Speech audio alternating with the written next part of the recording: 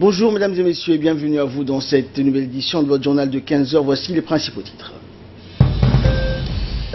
Rencontre donc, le président somalien reçoit le ministre de la Santé à Mogadiscio. Célébration de la journée mondiale de l'alimentation dans la région d'Obok. Et en Irak, les forces gouvernementales de Bagdad prennent le contrôle de la ville de Kirkouk. Voilà, c'était les titres. Merci à vous de nous rejoindre. Le ministre de la Santé, Dr Jama El-Meouki, et les 30 médecins et paramédicaux djiboutiens qui se sont rendus hier à Mogadiscio pour une assistance médicale d'urgence ont été accueillis donc sur le tarmac de l'aéroport international de Mogadiscio par la ministre somalienne de la Santé, Mme Fawzia Abaker, et de son collègue des Affaires étrangères, Youssef Garad Omar. A noter également la présence à l'aéroport de l'ambassadeur djiboutien en Somalie, Aden Ahmed Aden, et du chef d'état-major de l'AMISOM, le général Soubaglé. Ils ont accueilli donc le ministre de la Santé et la délégation donc au pied de l'avion qui a été affrété pour l'occasion par l'armée de l'air djiboutienne. Et face à l'ampleur donc du drame, c'est sur instruction du président de la République, Ismaël Omar Guelleh, que le ministre de la Santé, Dr Jama El-Meouki, avait été donc dépêché en Somalie à la tête d'une mission d'assistance médicale. Celle-ci est composée d'une trentaine de médecins, chirurgiens et paramédicaux, avec près de 4 tonnes de médicaments et de consommables chirurgicaux pour venir en aide aux victimes de l'ignoble attentat perpétré dans la capitale de la Somalie. Le ministre a dès son arrivée sur place transmis les sentiments de solidarité et de soutien du peuple djiboutien à l'égard du peuple frère somalien. Et peu après, le ministre de la Santé djiboutien, Dr Jama El-Meouki, et les membres de la mission médicale djiboutienne ont été introduits auprès du Premier ministre somalien, Hassan Ali Khairé, pour une visite de courtoisie. Le Premier ministre somalien a salué donc l'engagement du président Guelleh qui œuvre aux côtés des Somaliens en toutes circonstances. Il a en outre remercié l'ensemble de la délégation djiboutienne pour cette mobilisation et cette marque de solidarité.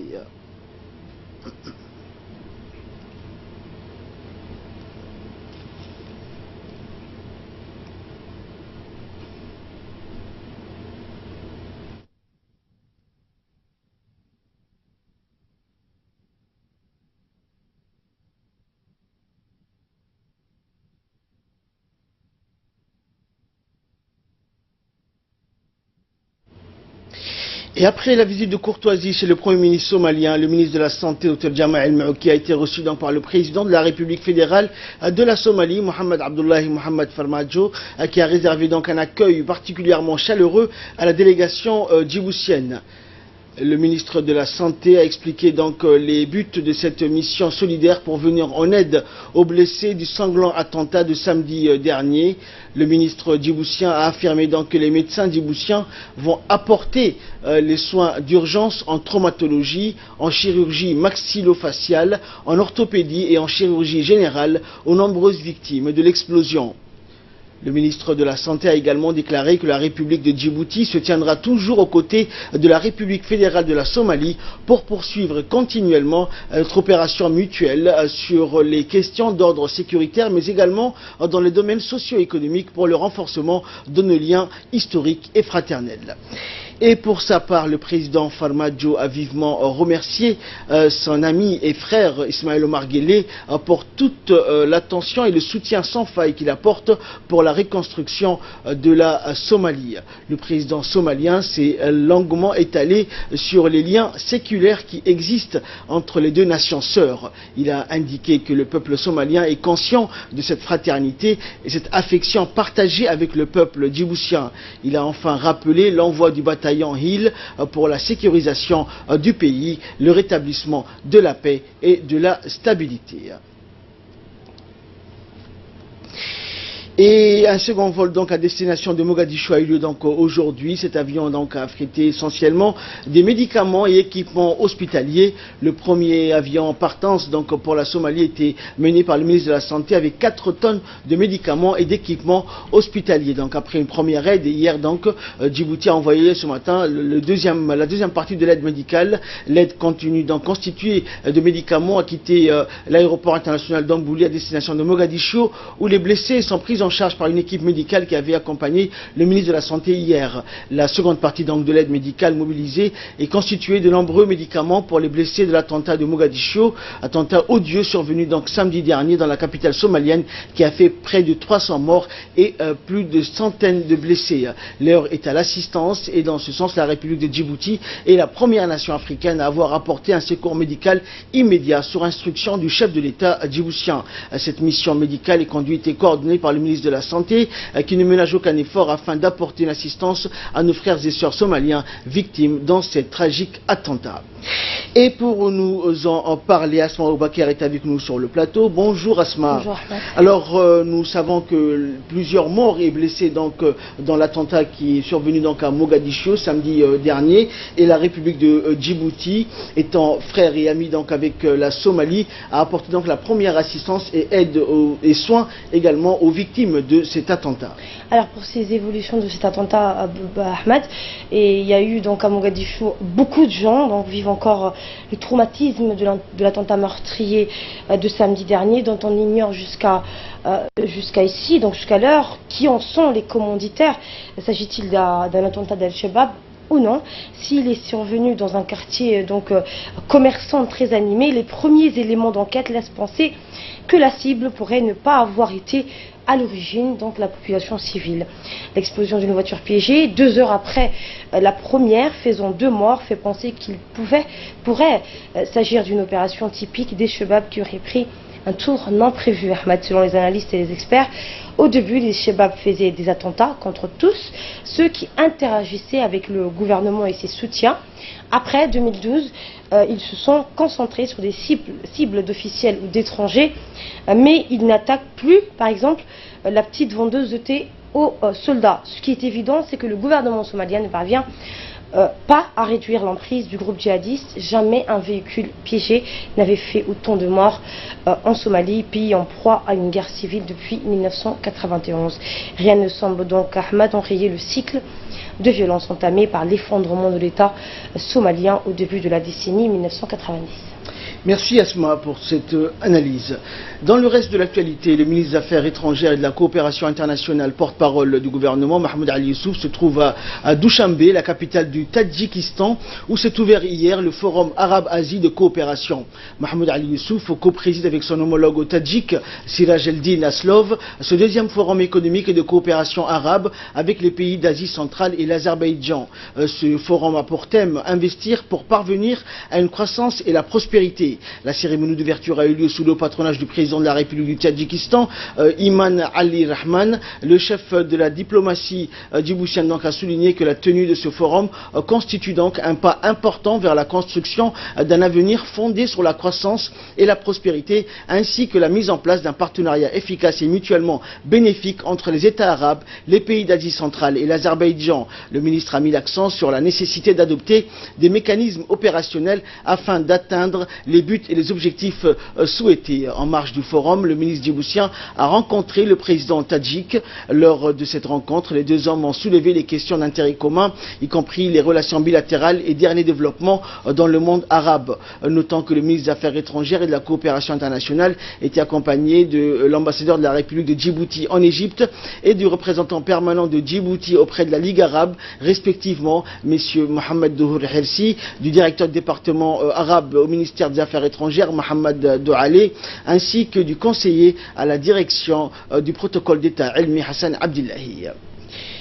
Également dans l'actualité, c'était dans les titres, le 16 octobre de chaque année marque la célébration de la Journée internationale de l'alimentation.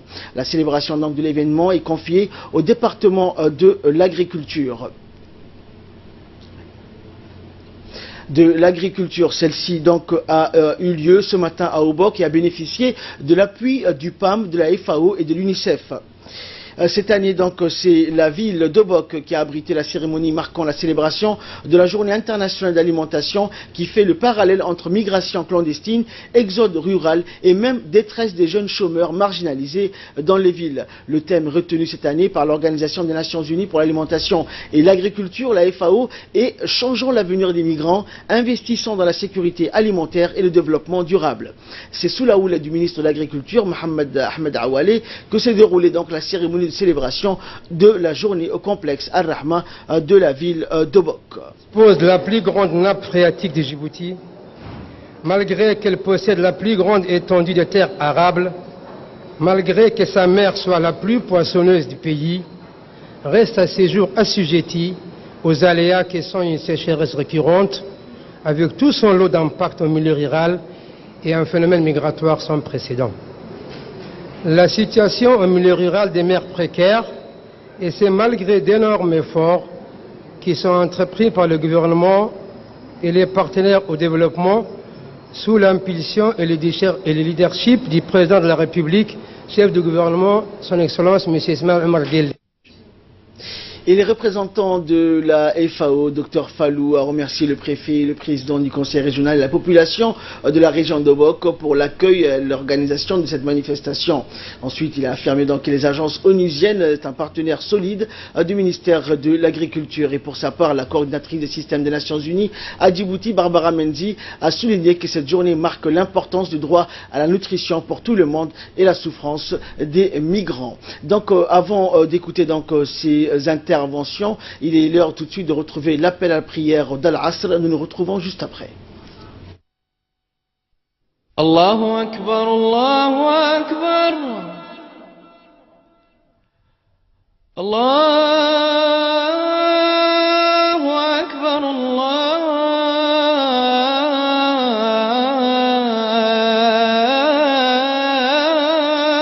Akbar. أشهد أن لا إله إلا الله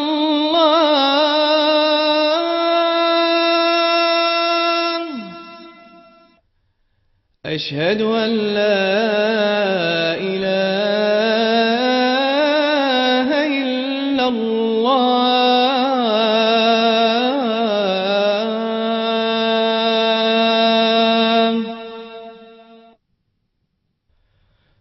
أشهد أن محمدا رسول الله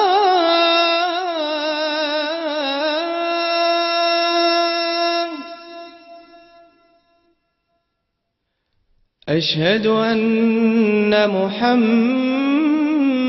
رسول الله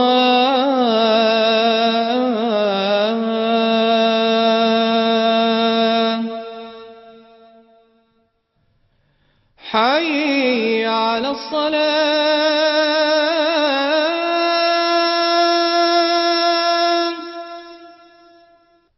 حي على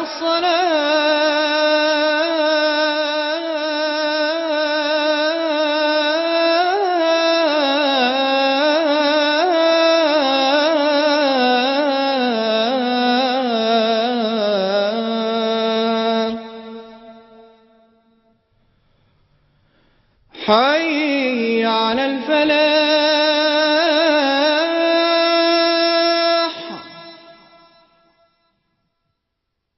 حي على الفلاح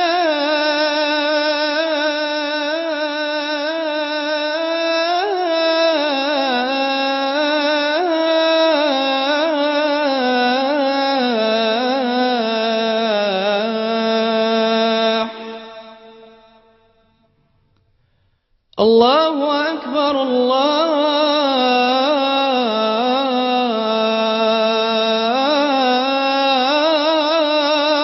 أكبر لا إله إلا الله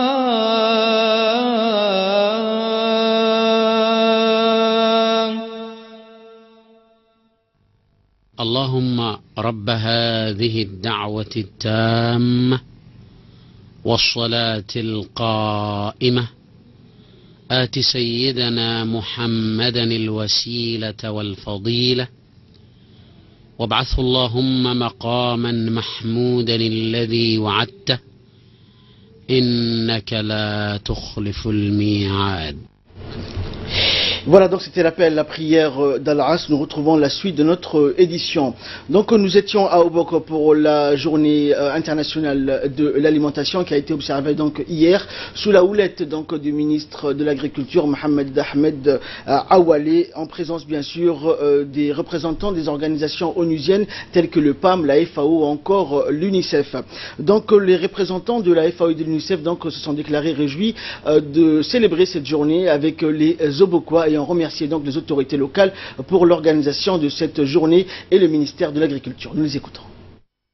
Cette année, comme vous le savez, le thème choisi par la FAO, particulièrement dans le contexte djiboutien, et notamment ici à Obok, c'est changeons l'avenir des migrations, investissons dans la sécurité alimentaire et le développement rural. Le mot-clé donc à retenir en matière d'action et de développement est la collaboration. En effet, les agences onusiennes, notamment la FAO, le PNUD, le PAM, sont des partenaires solides du ministère de l'Agriculture. D'ailleurs, à l'équation de cette journée, une opération de plantation symbolique d'arbres dans l'enceinte du centre de Markazi sera organisée par la direction de l'agriculture et des forêts. Nous aurons également la chance de participer à une pose de première pierre de la construction de la nouvelle pêcherie d'Obok. Pour célébrer cette journée très importante qui marque l'importance du droit à la nutrition pour tout le monde et aujourd'hui en particulier pour les migrants de l'Éthiopie, de la Somalie, des gens qui aussi fuient de la guerre au Yémen, ces frères et sœurs qui n'ont pas la même chance que nous. Donc tous les collègues qui sont là vraiment pour travailler ensemble et travailler sous l'égide et la leadership du gouvernement pour mieux faire. Et le ministre, pour sa part, a félicité en premier lieu le comité organisateur donc, de la journée mondiale d'alimentation à Obok et a indiqué par la suite que la pêcherie d'Obok sera compétitive et durable. Nous l'écoutons. Il m'est agréable de saluer les personnes invitées qui ont voulu faire le déplacement depuis Djibouti ce matin. Et je voudrais également féliciter les organisateurs de cette journée qui ont déployé tous les efforts nécessaires pour que cette journée soit agréable et soit une journée de joie. Le thème choisi aujourd'hui, investissant dans la sécurité alimentaire et le développement rural, en changeant l'avenir des migrants. L'avenir des migrants. Lorsque j'ai vu ce thème choisi par la FAO, il m'est apparu comme une quadrature du cercle très difficile de lier l'agriculture, l'élevage avec les migrants.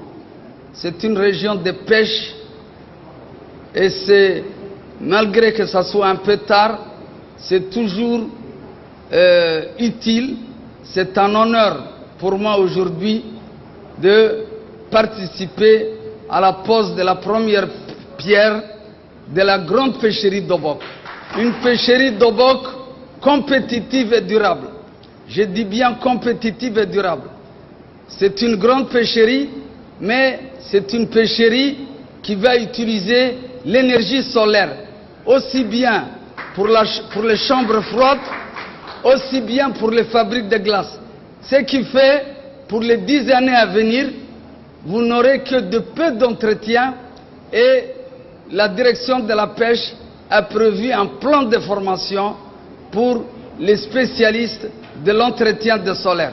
Ce qui fait, lorsque vous pêchez, vous allez mettre dans la chambre froide. Avant, il y avait des groupes électrogènes, ça coûtait énormément 10 gasoil pour l'administration publique, il y avait beaucoup d'entretien. Vous aurez du poisson mis dans une chambre froide à un coût négligeable.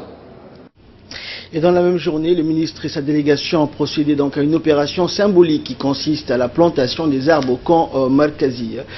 Cette opération s'inscrit dans le cadre de la lutte contre la déforestation et l'embellissement de l'environnement au profit des migrants et réfugiés.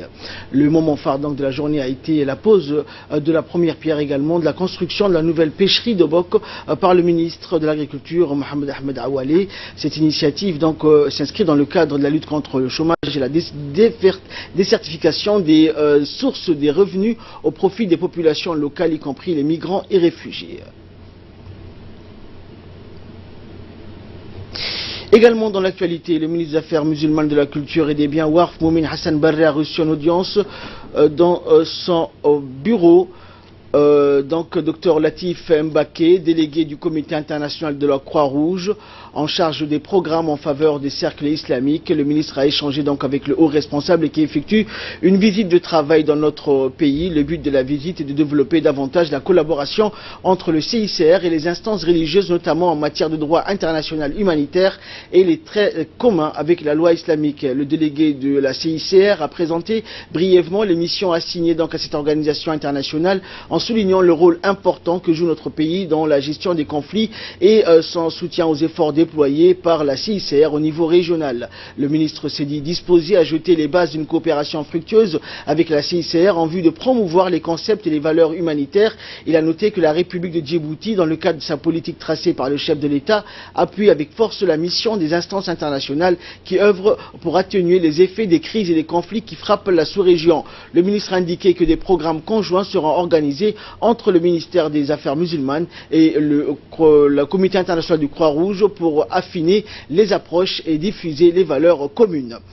Et concernant toujours la célébration de la journée internationale de l'alimentation en République de Djibouti, à l'instar du reste du monde, Asma Oubaker est avec nous sur ce plateau. Bonjour Asma. Bonjour. Donc l'Organisation des Nations Unies pour l'alimentation et l'agriculture, la FAO, célèbre donc, comme nous le savons, le 16 octobre de chaque année, la journée mondiale de l'alimentation.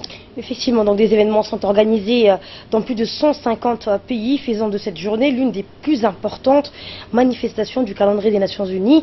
Ces événements sont destinés, Ahmed, à sensibiliser et à promouvoir les actions en faveur des populations qui souffrent de la faim, ainsi que la nécessité de garantir la sécurité alimentaire. Et alors, en quoi, Asma, cette journée de l'alimentation est-elle importante? Eh bien, elle réaffirme que le droit à l'alimentation est un droit de l'homme fondamental, qu'en investissant dans le développement rural et des systèmes alimentaires durables, on affronte des enjeux primordiaux, donc mondiaux essentiels. Et il s'agit de nourrir une population en net croissant de notre planète, protéger le climat et de traiter certaines des causes profondes d'atteindre bien sûr de la migration et des déplacements. Des gens meurent aujourd'hui en mer pour tenter d'atteindre des rivages des pays riches. Ils n'ont pas simplement fui les guerres qui se produisent chez eux, mais aussi le chômage et la précarité de leurs conditions d'existence. À leurs yeux, aucune perspective ne s'ouvre à l'horizon pour eux. Eh bien, on estime que le développement rural peut permettre aux personnes de rester sur place en créant des opportunités commerciales et des emplois pour les jeunes qui ne soient pas seulement basés sur l'agriculture, comme par exemple la petite production laitière ou avicole, les entreprises de transformation des aliments ou alors d'horticulture. Merci Asma. Toujours aux nouvelles nationales, le ministre délégué chargé de la décentralisation, Hamadou Mohamed Aramis, a présidé hier une importante réunion de travail avec les présidents des conseils régionaux et communaux ainsi que le maire de Djibouti, Fatouma Awali Ousmane. Cette réunion donc s'intègre dans le cadre de coordination du travail des entités décentralisées avec les différents départements ministériels dont le secrétariat d'État aux affaires sociales en vue de les informer et de les préparer au mieux aux rôles et aux missions relevant de leurs compétences. La réunion co-animée par les cadres du ministère délégués à la décentralisation et ceux du secrétariat d'État aux affaires sociales fut ouverte par le ministre Aramis qui a rappelé la nécessité donc absolue d'impliquer les collectivités territoriales dans tous les projets sociaux avant que les cadres du secrétariat d'État aux affaires sociales n'exposent en PowerPoint les présentations sur la portée et l'utilité du registre social. Le ministre a exhorté les élus régionaux et communaux à une participation citoyenne qui est un gage pour s'approprier meurtrier de toutes les activités menées par le secrétariat d'État aux affaires sociales sur l'ensemble du territoire. Le ministre a par ailleurs chaleureusement remercié sa collègue Mouna Ousmane Aden et ses collaborateurs pour la qualité de coordination entre les deux départements, pour sa volonté constante de valoriser et d'impliquer davantage les autorités régionales et communales dans les différents projets initiés par le secrétariat d'État aux affaires sociales afin de poursuivre dans l'optique permettre le partage d'informations entre tous les services prestataires pour plus d'efficacité et une politique sociale plus harmonieuse et proche des demandeurs. La 5e session de l'Assemblée générale de l'Agence islamique internationale de presse, l'INA, un organe spécialisé de l'organisation de la coopération islamique, s'est clôturée hier à Jeddah. Lors de cette Assemblée générale, le secrétaire général de l'OCI, Dr Youssef Al-Othaimin, a salué les efforts déployés et le plan d'action proposé par le directeur général Issa Khair Robleh, qui a dirigé cette agence. Et quant au ministre saoudien de la Culture et de l'Information et président du conseil d'administration, Dr Al-Awadda, a souligné que la responsabilité des médias dans le monde islamique pour défendre les valeurs islamiques sublimées contre les nouveaux défis des organisations extrémistes et les défenseurs de l'islamophobie, et a loué le travail formidable réalisé par M. Khair Robleh durant son mandat. À l'issue de cette assemblée, des résolutions suivantes ont été adoptées. Le changement des statuts de l'agence qui se transforme en union des agences de presse des pays membres de l'OCI. À ce titre, cette union a un rôle plus important dans la coordination et de collaboration avec tous les médias des pays membres de l'OCI. La création de nouveaux centres de formation des journalistes pour le renforcement de la performance professionnelle des journalistes des médias de l'OCI. L'inauguration d'un nouveau bâtiment neuf de l'agence. La confiance a été donnée par l'ensemble des pays membres à M. Issa Khair Robleh, qui est nommé à la tête de l'Union des agences de presse pour un nouveau mandat. Et enfin, à Randa, la ville de Randa a réservé dimanche dernier un accueil triomphal et particulièrement chaleureux aux jeunes principales du collège Ahmed Gabir et Idriss Ibrahim, les enfants du pays décorés respectivement de la médaille de chevalier et de commandeur de l'ordre de l'éducation par le président de la République à l'occasion de la célébration de la journée mondiale des enseignants. C'était jeudi dernier. Un accueil et une fête grandiose leur furent réservés par la population entière de Randa, fière de cette reconnaissance de la nation à l'égard de ces deux éducateurs. Le ministre de la décentralisation, Aramis, lui-même natif de Randa, qui se trouve être un ancien élève de Idriss Ibrahim dans l'école de son village, a lui aussi participé activement à l'organisation de cet événement qui s'inscrivait selon lui dans la volonté de participer à la politique de valorisation des enseignants prônée par le président de la République. Le ministre Aramis a par ailleurs profité de cette opportunité pour apporter à l'école fondamentale de Randa un don de quelques 800 livres des bibliothèques et didactiques. Travailler avec abnégation, et leur abnégation et le sérieux ont été reconnus à la plus haute sphère de l'État, d'où aujourd'hui la présente activité qui se déroule ici. Je veux à leur endroit la félicitation pour ces deux personnes, monsieur le principal et l'enseignant, monsieur Idriss, qui a servi pendant plus de 40 ans en tant que directeur et en tant qu'enseignant chevronné, dont aujourd'hui on s'inspire comme expérience dans la région des Tadjoura. Et de là, nous passons à l'actualité hors de nos frontières avec Ali Abdillahi. Bonjour Ali. Nous allons nous rendre en Irak dans un premier temps où les forces irakiennes ont pris le contrôle du siège du gouvernorat de Kirkouk. Ce sont les forces irakiennes qui ont largement repris le contrôle de la province de Kirkouk sans combattre ou presque face à des peshmergas victimes des divisions entre les deux grands partis kurdes. Mais l'inquiétude Ali est de mise à Washington qui a appelé au calme. Il faut le dire avec un prime, une base et un aéroport militaire. Les forces de Bagdad avaient atteint hier soir presque tous leurs objectifs affichés dans cette province disputée avec le Kurdistan irakien autonome du président Masoud Barzani, dont les portraits ont été aussitôt retirés à Kirkouk. Face à cette crise, le président américain Donald Trump a réaffirmé que les États-Unis ne prenaient pas parti entre Bagdad et Erbil, siège du Kurdistan irakien autonome, mais nous n'aimons pas le fait qu'ils s'affrontent, a-t-il insisté. Washington est même très inquiet face à la situation à Kirkouk. Selon le terme donc lundi soir de Heather Nauert, porte-parole du département d'État américain, la riche province de Kirkouk au nord-est de Bagdad, qui ne fait pas partie du Kurdistan irakien, est depuis 2014, Ahmad, au cœur d'un contentieux entre Bagdad et Erbil, que le récent référendum sur l'indépendance kurde du 25 septembre a encore été exacerbé. Cette offensive avait éclaté au grand jour, la crise qui couvait entre le Parti démocratique du Kurdistan de Massoud Barzani, l'initiateur du référendum d'indépendance de l'UPK, qui préférait engager des négociations avec Bagdad sous l'égide de l'Organisation des Nations Unies. Le sud de la province de Kirkouk était jusqu'alors tenu par des Peshmerga affiliés à l'UPK, tandis que le PDK contrôlait le nord et l'est.